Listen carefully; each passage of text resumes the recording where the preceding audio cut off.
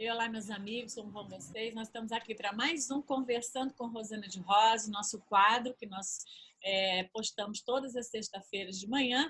E hoje, dentro do tema da perda gestacional do nosso outubro, nós estamos aqui com um convidado maravilhoso, Matheus Lima. Matheus, que bom que você está aqui com a gente novamente. Não é a primeira vez comigo, mas novamente prestando esse bate-papo para o projeto Acolher Perdas e Luto ligado a esse tema. Tudo bom com você, Matheus? Como vai?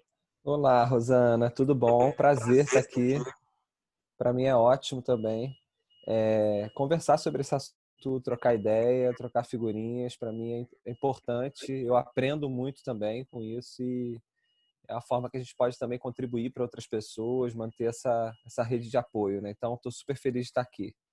Que bom, nós gostaríamos de contar um pouquinho, né? Samuel vai contar um pouco da história, Matheus vai contar um pouquinho da história do Samuel e para que a gente possa conhecer por que esse tema da perda gestacional é um tema tão importante para a vida do Matheus também. Você gostaria de contar um pouquinho para a gente como foi essa experiência que você teve no ano passado, Matheus? Posso falar sim, fazer um resumo e a gente inicia por aí, né? Eu e a Helena é minha esposa, minha companheira, a gente tem uma filha de 6 anos, que é a Lia, e a gente engravidou no início de 2019, né? O nosso segundo filho, Samuel, foi uma gravidez planejada. A gente já tinha o objetivo de ter um segundo filho, né? Menino ou menina. A gente descobriu que era um menino e a gente iniciou a gravidez, acho que descobriu em janeiro, final de janeiro de 2019. E aí a gestação estava vindo bem, em março a gente teve um descolamento de placenta, mas que a gente conseguiu estabilizar e seguiu bem. E aí, em maio, a gente descobriu que o bebê tinha algumas questões bem complexas, assim, né? Ligadas ao coração, algumas cardiopatias sérias, bem sérias, e descobriu que ele já não estava evoluindo muito bem. Isso em maio.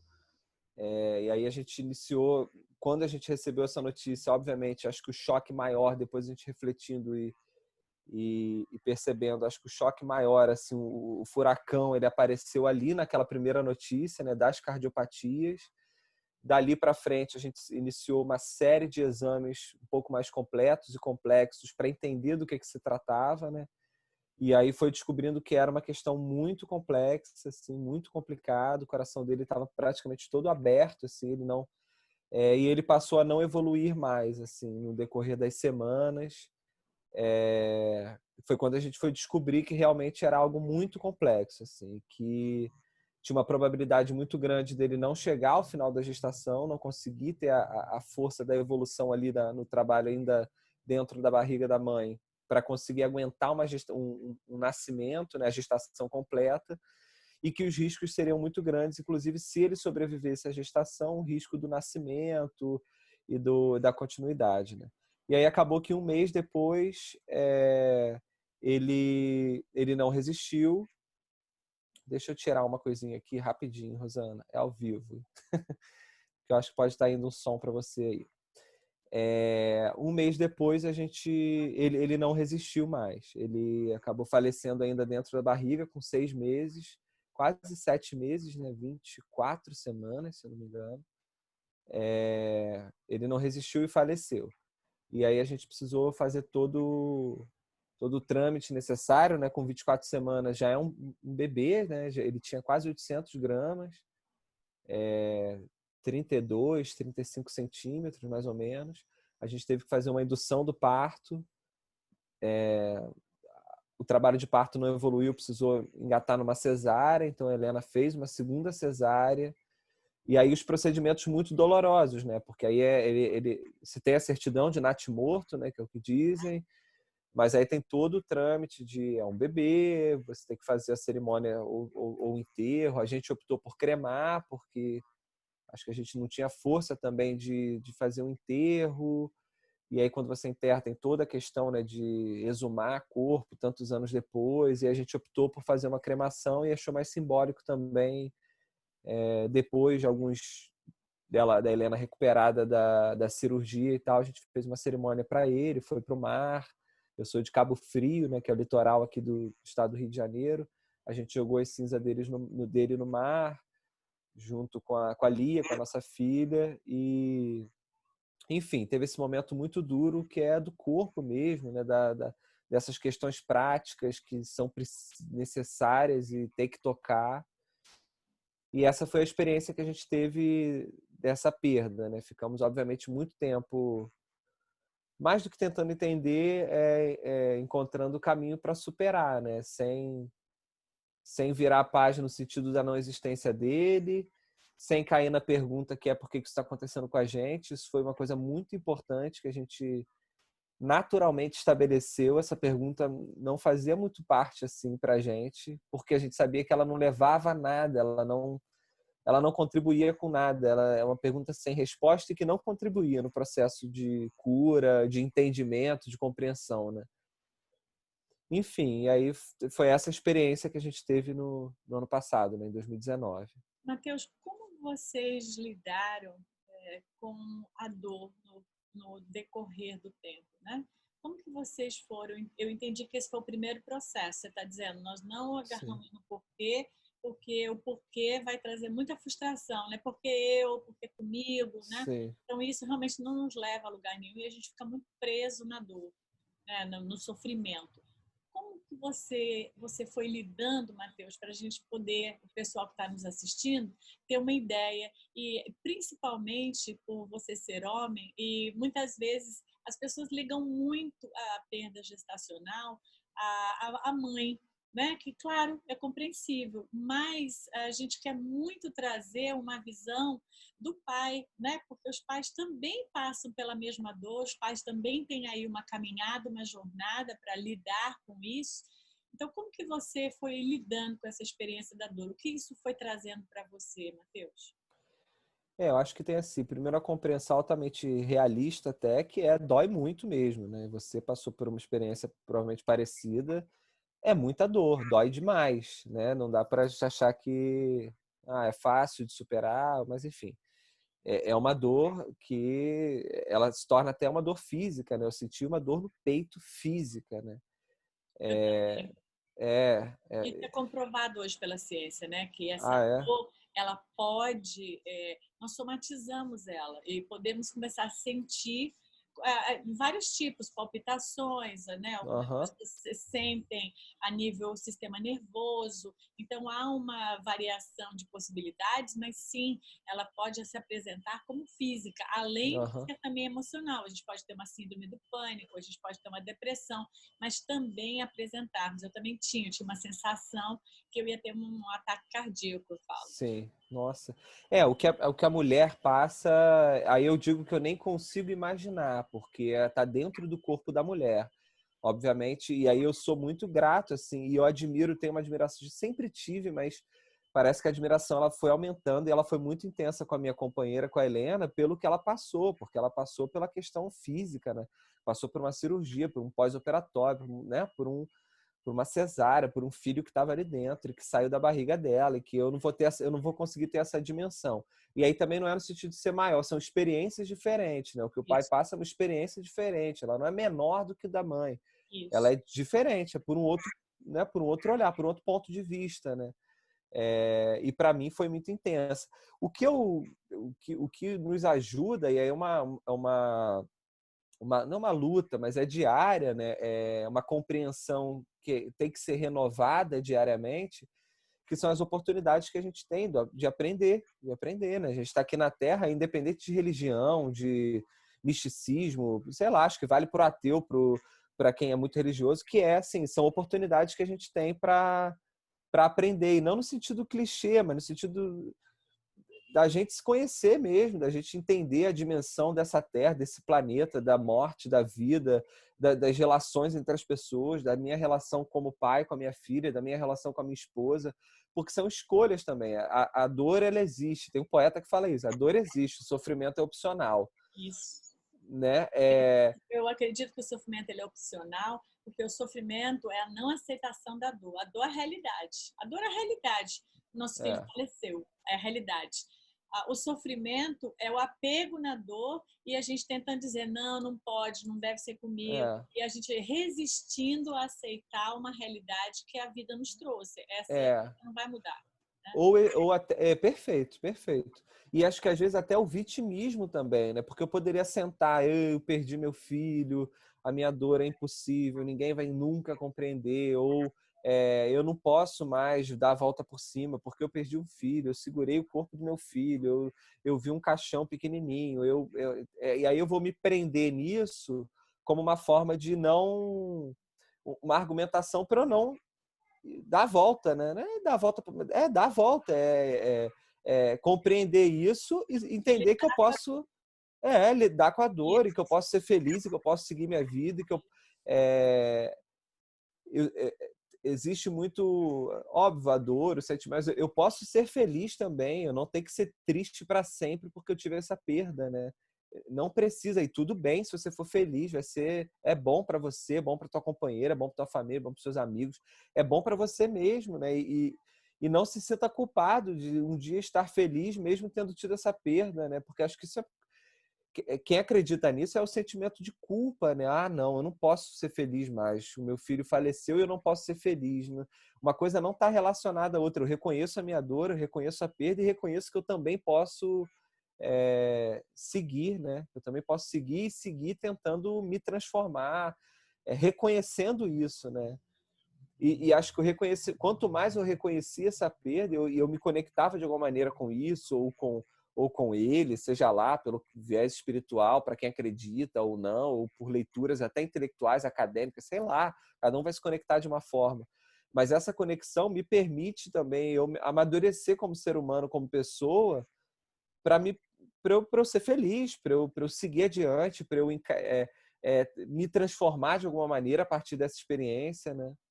Senão a gente afunda, né? Senão a gente afunda. Eu fiquei pensando aqui enquanto você estava falando, Matheus, a gente frisa muito a perda gestacional. Eu até compreendo, é o nome mesmo, como todo mundo chama. O projeto até chama Perdas e Luto, porque senão as pessoas, quando fossem nos procurar na rede, nem nos Sim, encontrariam. Então, sim. eu compreendo esse nome. Mas eu queria que você falasse aqui, dividisse com o pessoal, o ganho gestacional que você teve na sua vida, que é um ganho, né? A gente poder É, amar esse ser é é, um grande ganho na vida do ser humano.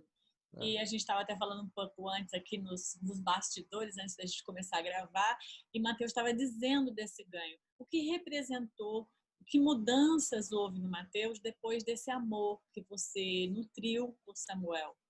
Passou a nutrir com a existência de quando você soube que você estava esperando Samuel. Sim. Eu guardo para mim que eu sou pai de 3 filhos, né? Tem a Lia, tem o Samuel, tem o Pedro que está chegando agora, né? A gente conseguiu engravidar novamente e está para nascer o Pedro. Mas para mim, dentro da minha experiência, eu sou pai de 3 pessoas, né? E aí não no sentido de menos no sentido externo de dizer que sou pai de 3, mais no sentido porque mesmo o Samuel não estando aqui na Terra com a gente, é isso que você falou, eu tive experiências, né? Durante 6 meses, eu passei por experiências que só o Samuel me proporcionou, né? Então, assim, eu tive muitas alegrias durante a gestação do Samuel. E o fato de ter perdido o Samuel, né, dele não ter seguido aqui com a gente, não apagam essas experiências de alegria que eu tive com a minha esposa, com a minha filha, com a barriga. E as experiências de dor também. Essas experiências todas, elas não foram apagadas da minha memória, elas seguem no meu corpo, elas constituem quem eu sou. Então, esse filho, ele existe para mim, né? Isso é E maravilhoso. aí, e aí e é concreta essa dimensão, não é? Eu não digo, eu também acho que ele existe no plano espiritual, mas aí mesmo quem não acredita, a experiência você já vivenciou, não tem como apagar, para o bem e para o mal, para a dor que eu sinto, que às vezes é muito difícil, para a alegria que eu sinto que me impulsiona para outras coisas, mas são experiências, né? Então não tem como, tá no meu corpo, me constituem, né? Ajuda a constituir o Mateus que eu sou hoje, né? Isso. Então ele existe, Isso. né? Então ele existe. Ele Ele existe. existe porque a gente vai entender que essa conexão, né, do corpo com a alma, vamos chamar assim, Ela é perfeita quando a pessoa vem e nasce, mas ela também é perfeita quando a gente faz ela no coração. Então, essa conexão que a gente tem com essa alma, com esse espírito, as pessoas podem acreditar da forma como elas quiserem, não tem problema nenhum, mas essa conexão transforma quem nós somos, né? Nós nos Aham. tornamos uma pessoa mais amorosa, mais acolhedora, nós experimentamos esse amor e um amor que vai nos acompanhar. Eu sempre digo que, apesar da maternidade, às vezes, muita gente falar que traz um vazio, eu também senti esse vazio. Mas depois de um tempo eu percebi que eu não tinha um vazio. O que eu estava era cheia daquele amor e eu não tinha para quem dar. Aí eu Aham. faço até uma analogia de quando você vai amamentar, o leite sai, você dá aquela esvaziada, o neném mama, mas no dia seguinte aquele leite volta. Aham. Então você precisa daquele fluxo de poder colocar aquele amor em algum lugar.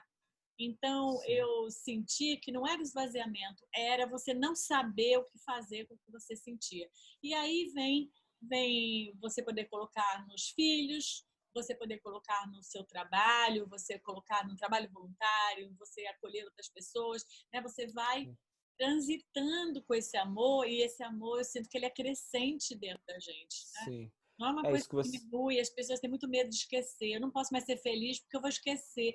Não tem como Não. esquecer, né? Eu até É. digo, a gente não supera essa dor, a gente lida com ela. Porque não é uma Uhum. coisa que você vai virar a página, eu superei, virei a página, né? Eu superei que aquele. Não, você lida com aquilo, né? É Sim. diferente. Mas aquilo nunca vai morrer em nós e esse é um medo que as pessoas não precisam ter, né? Não precisam isso aí, não precisam porque não tem razão né? Não tem o porquê, né? E aí a gente já tem tanto problema, não precisa preocupar com um problema que não tem a consistência para ele, né? E É, aí isso que você fala é perfeito. Não são contrapontos. Eu só posso estar feliz se eu não tiver passado. Se eu passei por isso, eu não posso. Não é um contraponto ao outro. Eles podem coexistir, né? sem E dúvida. isso que você fala de encontrar onde colocar também é muito importante, né? Para onde e aí tudo que eu estou falando aqui, obviamente, é pela minha experiência, pela experiência do que A eu gente está vivi e trocando. o que me alimentou, né? Que pode servir para uma pessoa, pode não servir para outra, pode fazer sentido, pode, né? Não são fórmulas, É uma obviamente, verdade, é obviamente. a nossa experiência, Exatamente. né? Sem dúvida. É. E para mim foi muito importante, por exemplo, buscar ajuda, assim, né? Eu senti que sozinho eu não ia dar conta daquilo ali, daquela dimensão, daquela dor e aonde encaixar aquilo no meu corpo, na minha cabeça, na minha vida, nas minhas relações. Que Então, tipo de para mim foi ajuda muito, você achou que você encontrou, Matheus, que foi importante para você? para mim foi muito importante. Primeiro, conversar muito com a minha esposa, assim, abertamente sobre isso, sobre o que eu sentia, o que ela sentia e os desdobramentos disso, porque às vezes pode ter uma tendência a gente se calar e não falar e guardar, não sei, né? Cada pessoa tem as suas relações. Para mim foi muito importante esse diálogo muito franco e aberto com a minha esposa. Eu procurei um tratamento de terapia, assim, de psicólogo, porque para mim funcionou e ainda funciona muito. Eu acho que às vezes a gente tem um preconceito de que para ter que estar doente para ir no psicólogo tem que ser maluco, tem que ser. E eu recomendo para qualquer pessoa, porque eu acho que a gente aprende pra caramba da gente assim. E aí eu fui descobrir coisas que nem estavam tão diretamente relacionadas e outras coisas assim e que me ajudam muito como pessoa, independente dessa temática da perda, né, do bebê então outros tipos de tratamentos. Tipo, eu vou em médicos que têm um tratamento mais holístico, de tratamento alternativo, de fitoterápico, homeopático. Eu curto muito, assim, são coisas que funcionam muito bem para mim. Então, Nossa, Matheus, você está contando e para mim é a mesma acupuntura. coisa. Eu procurei a terapia e isso me fez me tornar uma terapeuta. Fui estudar depois porque eu achei que isso era muito importante. Aham, Eu conhecer e eu trabalhei com homeopatia todo o tempo. A única que medicação ótimo. que eu usei foi homeopatia. Foi um casamento muito perfeito, porque à medida que eu ia trabalhando na terapia, ia cada vez mais mergulhando no meu mundo interno, a homeopatia colaborava para eu ter esse gás, né? Essa energia vital para poder fazer esse mergulho, Que suportar ótimo. emocionalmente. Então, achei que foi um casamento. Perfeito. Eu entendo que as pessoas possam fazer com outro tipo de medicamento, acho que é algo pessoal, mas Sim. para mim esse casamento ele foi fantástico. Para mim também funcionou muito, porque parece que ele vai mais profundamente, né? A homeopatia parece que ele não trata a superfície, né? Não estou conseguindo dormir, tomo remédio, blum, apaga. Não, ele vai mais profundamente. É bom, assim, se a gente se dá essa oportunidade, é muito bom. E aí até uma coisa que eu linkei com o que você falou é essa coisa de não esquecer, né? De perceber que não precisa necessariamente virar a página, né? Hoje eu lido com algumas situações da minha vida que se eu não e eu acho que são muito positivas a forma como eu ajustei, que eu acho que eu jamais teria conseguido ajustar sem aquela experiência. Sei lá, a relação com a minha filha, com a Lia, de 6 anos, que depois de um tempo, obviamente, daquela experiência do que eu tratei, que eu botei para mim mesmo e me tratei para falar, eu não me estresso mais com ela. É uma decisão, assim. Eu não. Pode acontecer o que acontecer, mas aqui o tom vai ser baixinho na conversa, no diálogo. E eu acho que se eu não tivesse tido experiências tão profundas, obviamente, eu não era um pai, nunca fui um pai agressivo, sempre fui no diálogo, mas a gente tem o estressar para mim mesmo, não era para ela, para mim mesmo, porque eu nunca bati, nunca gritei com ela, mas eu saía de perto, ia pro quarto, fazia, meu Deus, o que eu faço? E voltava para lá. Hoje eu descobri que nem isso, eu não preciso acionar isso nem em mim, assim. E essas experiências muito intensas, elas podem ser muito úteis. E aí, obviamente, eu não estou, obrigado por ter tido isso. Eu, por vezes, não é tão evoluído assim, né? Mas, assim, a gente agradece algumas experiências que a gente tem que possibilitam a gente amadurecer muito, evoluir muito para outras questões, Com né? certeza. Muitas vezes eu olhei, olha, eu usei assim positivo. Eu vinha uma situação desafiante e aí diferente depois, né? Aí eu falava assim, imagina se eu estou dando conta disso, tudo que vier pela frente eu dou conta agora. É Não verdade. tem, todos esses anos que eu tenho, não teve ainda uma experiência mais desafiante para mim do que a partir dos meus 2 filhos. E olha que eu já passei muita coisa. Mas naquele tamanho de desafio, todos os desafios que vieram depois se tornaram menores e É mais verdade. acessíveis a eu lidar com eles. Porque, como você disse, você passa a ser mais resiliente, você tem mais paciência, você muda um pouco as prioridades, você valoriza mais o presente. Né? Para mim, houveram várias coisas que eu fui alternando. Você fica mais doce, você valoriza muito os vínculos afetivos, porque Sim, são os amigos, a família que naquele momento te abraça, né? Te ajuda. total. Então, assim, você se aproxima das pessoas. Então, você vai crescendo muito em várias áreas e você vai mudando certos comportamentos que eu diria, sim, é um ganho dessa experiência. Eu entendi o que você Uhum. disse. A gente não tem que falar, ai, obrigada. Eu também penso isso.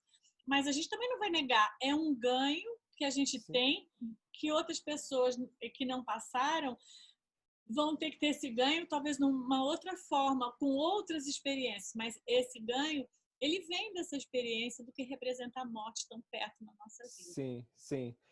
É uma linha tênue. Assim, nas minhas conversas aqui comigo mesmo, eu agradeço pelo fato de ter vivido essa experiência, né? Você não agradece pela morte do bebê, você não, ao mesmo tempo, você não deixa de um agradecimento. É o que é, né? Isso aconteceu. Não tem como voltar no tempo, não tem como, não, na época não teve como fazer diferente. Isso aconteceu. Ok, está dado, está feito, né? Fizemos de tudo para tentar resolver de outra forma e não aconteceu. Aconteceu daquela maneira. Então, o agradecimento que eu tenho é pela experiência de ter vivido aquilo ali, né? Porque eu acho que isso tudo que você coloca, assim, eu acho que é importante para quem passa por essa experiência é construir esse caminho, né? Construir o caminho de que a gente pode aprender com essa experiência, construir o caminho de que a gente pode ser mais paciente a partir de ter vivido aquilo, de reconhecer que as amizades que chegam ali são muito importantes. É preciso construir esse caminho, porque a dor é muito grande. Então, é possível ter também o caminho de ir para o buraco, né? O caminho de não aceitação, né? E, não sei, pelo menos pela minha experiência, eu entendi que eu precisava construir isso. Uma vez construindo esse caminho, realmente, muitas portas e janelas se abrem para um crescimento, para uma percepção mais sutil a partir dessa experiência, né? Mas é uma construção, né? Se você É uma escolha, né? é uma escolha. Às vezes, não é a primeira escolha, porque às vezes a primeira escolha você vai por esse caminho, né? De achar que não tem mais sustentabilidade a Sim. vida, e você vai ter abandonando o resto que é tão importante, sua família, outros filhos, né? Uhum. Mas às vezes a pessoa faz uma mudança de rota, o projeto trabalha nisso, né? A pessoa Sim. chega às vezes nesse caminho e o nosso trabalho é mostrar para as pessoas que existem outro caminho, né? Um outro caminho que você não vai lidar o que você viveu, mas ao mesmo tempo você não precisa se sentir com que você não tivesse mais nenhuma conexão com a vida, né? Muitas vezes as Uhum. pessoas se sentem assim. Sim. Mateus, se você tivesse que dizer assim para o masculino, né, para os pais, eu entendi. O primeiro ponto seria esse diálogo com a esposa, porque eu acho que isso é uma coisa que talvez, como pai, achando que a mãe está sofrendo mais, às vezes há esse silêncio, né? E esse silêncio, às vezes, ele é muito doloroso, porque um não conta para o outro o que está se passando e essa dor Uhum. amplia. Qual seria um segundo, ou se tivesse um terceiro ponto que você diria especialmente para os pais, para que eles possam se autoajudar se estiverem passando pela mesma coisa que você passou? Para mim, assim, o reconhecimento dessa dor, né? E, e ter a tranquilidade. Não sei, parece que com o homem, não sei, o mundo ainda é muito machista, né? Então parece às vezes que o homem não pode sentir dor. Sendo muito genérico, assim, né? Na superfície da coisa. Obviamente tem muitas complexidades aí, mas de modo geral, o mundo ainda cobra muito, né? De que o homem ele não pode chorar, de que o homem ele não pode demonstrar a sua dor, que isso não é coisa de homem. E para mim é um papo furadíssimo e já estamos em 2020, né, gente? Então, isso aí já foi, tem tempo. Então, acho que o reconhecimento disso, porque, cara, o homem ele pode, deve, precisa conversar com a companheira. Ele pode, deve conversar com um amigo, com uma amiga, e colocar o que está sentindo. A exposição também dessa dor, não a exposição, mas o colocar, o dividir, compartilhar também o que está sentindo com pessoas que você tem confiança, proteção, apoio. Para mim foi muito importante conversar com 2, 3, 4 amigos, amigas que eu sei que são de muita confiança, que eu me sinto muito à vontade para me colocar, porque eu acho que às vezes isso pode dificultar um pouco a vida do homem, que é essa sensação de que ele tem que reter e tocar sem expor, né? Sem se colocar o seu sentimento, a sua sensação. E isso é muito importante, até não só para ouvir das outras pessoas, mas o ato de falar, você vai entendendo algumas coisas, né? O ato de colocar, de expor esse fluxo livre de ideias, pensamentos, raciocínios, você mesmo vai entendendo algumas coisas a partir da tua própria fala. Isso. Então, você pode ter uma escuta ali empática só, que vai só te ouvir. Isso vai ser muito De importante. choro reparador, é o primeiro tema do ato de amor, do grupo de acolhimento.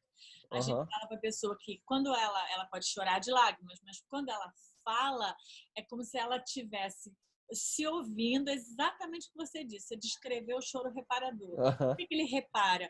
Porque você começa a ter a oportunidade de deixar sair aquela coisa que está aqui muito presa. E aí, quando você fala, você chora, e o outro está naquela posição só de ouvir, é o suficiente, às vezes, você se ouvir. Então, é muito importante se ouvir. É, E, às vezes, eu percebo que, às vezes, o masculino tem mais dificuldade de pôr para fora. Você é é, ator, então, para você, provavelmente, isso é uma coisa muito mais fácil, porque pela sua própria profissão, você elabora melhor suas emoções. Mas, para muitas pessoas, muitos homens, isso é algo difícil, né? No sentido é, do homem conseguir falar, não, eu me permito chorar muito, né? Falar repetidas vezes. E as pessoas às vezes têm medo das pessoas cansarem, de não saberem como acolher, etc. Né? Então, eu uhum. acho muito válido isso, o homem se comportar dessa forma, sair dessa caixinha, né? E dizer, não, eu sou Sim. um ser humano, acima, acima Exatamente. de ser homem, né? Exatamente, exatamente. E colocar, eu acho que é bom, é uma forma de tirar dali, né? Jogar um pouco para fora. Você tem essa ação de jogar para fora, né? E acho que isso ajuda a dar uma ajustada também, né? Sem Se dúvida. dá o tempo com você mesmo, porque às vezes a gente pode também, a gente evita a gente refletir, né, com a gente mesmo, né? Tentar, peraí, porque vai doer, mas dói o quê? Dói o peito. Peraí, o peito é uma dor física, é uma dor física. Por quê? Toda vez que eu lembro, não, é porque a imagem que me vem à cabeça, eu fui perceber que o que me fazia doer muito era as imagens. Passava tudo, às vezes eu estava do nada andando na rua e passava um filme de tudo, assim, daquele um mês que foi muito complicado em 3 segundos. E aí você não escolhe os momentos para isso, ele vem, né, na tua mente. E aí eu ia perceber que isso me doía. Então, como que eu posso ressignificar esse momento, contrapor essa imagem muito doída? Qual é uma imagem muito... Aí eu lembrava do quão feliz a gente ficou quando descobriu que estava grávido, né?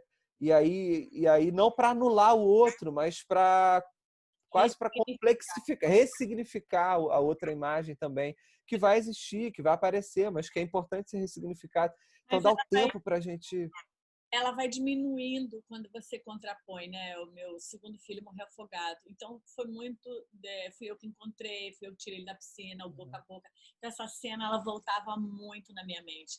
Aí eu fui contrapondo com uma cena que ele vinha, abria os bracinhos, falava, mami, mami, ele ria, ele abraçava. E eu fui contrapondo com essa cena. Uhum. Todas as vezes que aquela cena voltava, se eu assistisse um filme, alguma coisa, aquilo vinha na minha mente, perturbava, eu fui contrapondo. Isso não quer dizer que você vai ignorar aquele momento, ele existiu, mas você não pode imaginar que todos esses 6 meses eles foram feitos daqueles momentos, né? Não, Exatamente. existem todo um contexto, uma história, né? Tem Sim. outra coisa, Matheus, que você comentou comigo, que eu acho assim, super legal você dividir com as pessoas. Que você disse que chegou um momento, depois que Samuel partiu, que você encontrou uma forma de se comunicar, de se conectar com ele.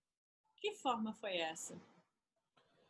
Eu acho que eu particularmente tenho, e aí estou encontrando e buscando, aí tem a ver com as minhas crenças, minha espiritualidade, a minha, Tem, né, não tem problema nenhum. que não é nem exatamente uma religião, porque eu acho que eu nem sei se seria uma religião, mas é me encontrar a partir eu tento buscar da conexão minha que eu tento com o universo, assim, com yoga, com tentativas de meditação, e aí não sou o cara que medita todo dia várias horas, não, ainda não cheguei nesse nível, mas eu tenho uma vida muito agitada de muitas coisas, de muitas tarefas, de muitas demandas.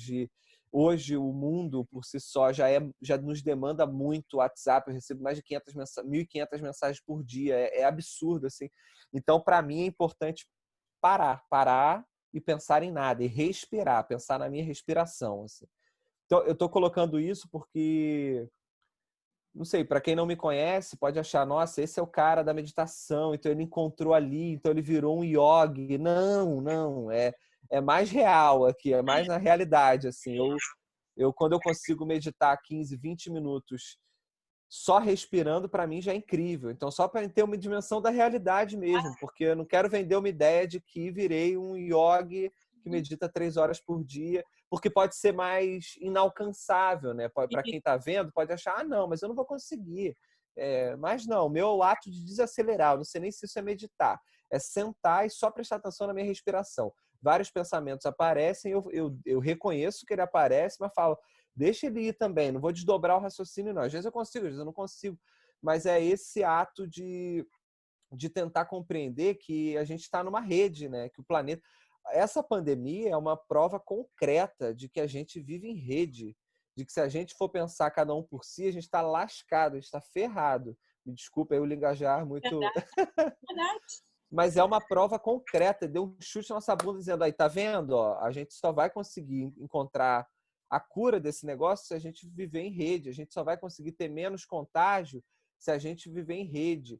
Quem não é grupo de risco tem que ficar em casa, porque pode não se contaminar, né? Ou pode se dar bem, pode não se dar tão mal, mas pode contaminar alguém que vai se dar mal. Então, ele deu a dimensão concreta de que o planeta está numa rede, né?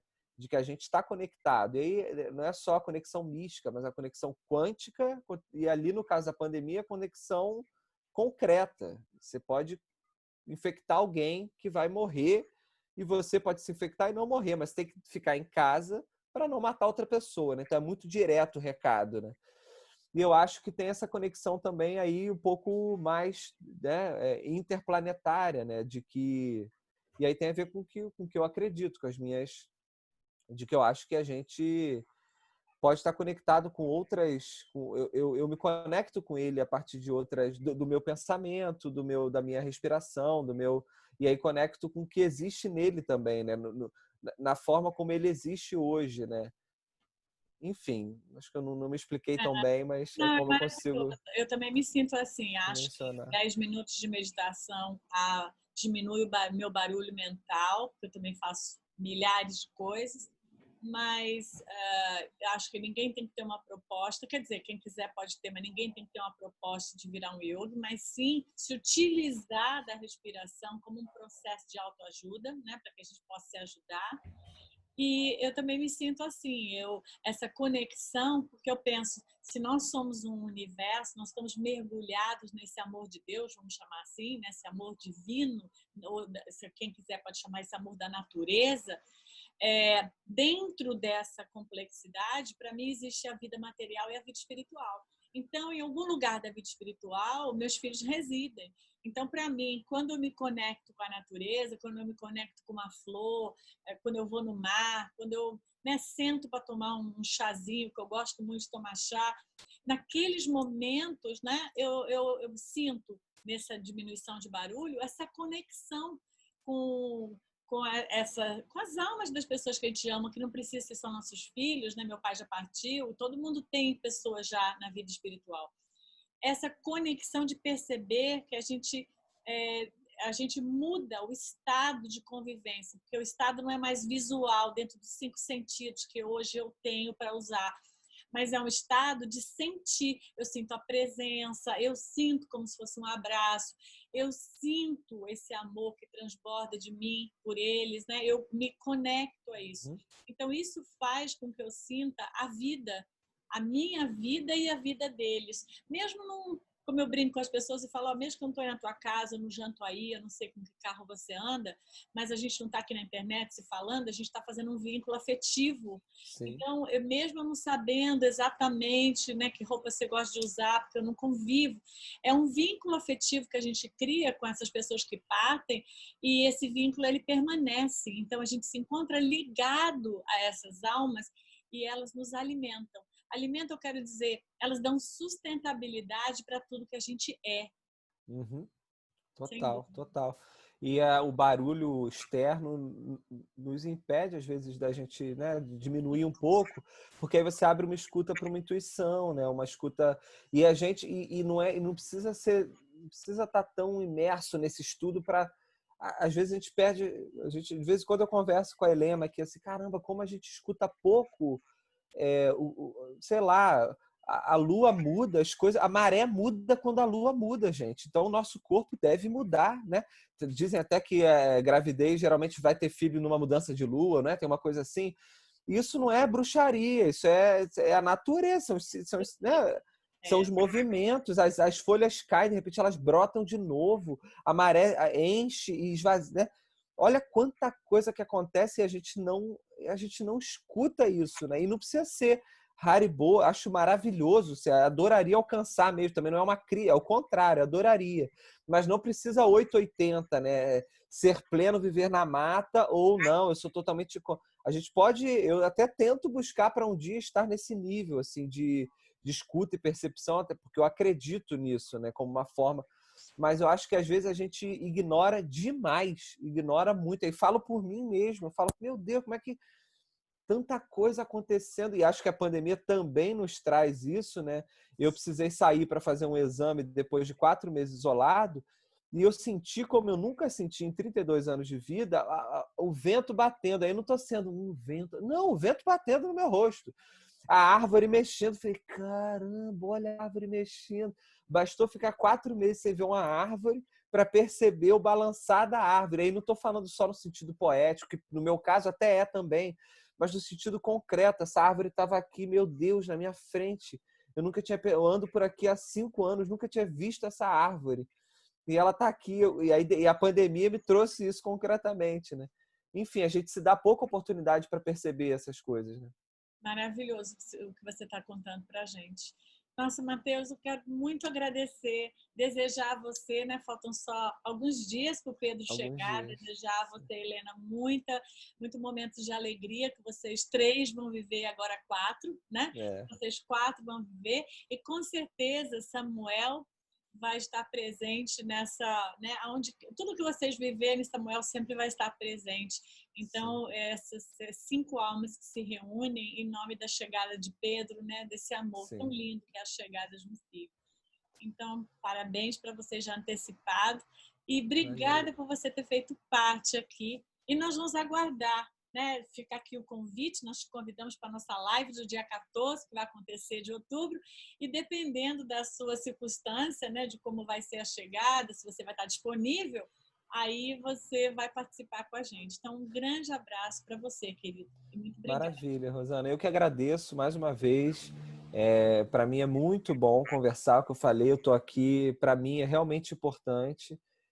De alguma maneira, podendo contribuir para outras pessoas também, melhor ainda. Mas eu fico muito feliz, parabenizo pelo projeto, pelas ações que você faz, são muito importantes. Assim, você, com certeza, vocês estão contribuindo para muita gente que está precisando muito. Então, parabéns pelo projeto, pela força, pela delicadeza também. Obrigado pelo convite. Estou à disposição para milhões de outros convites que vierem e Obrigada. torcendo. Pode abusar.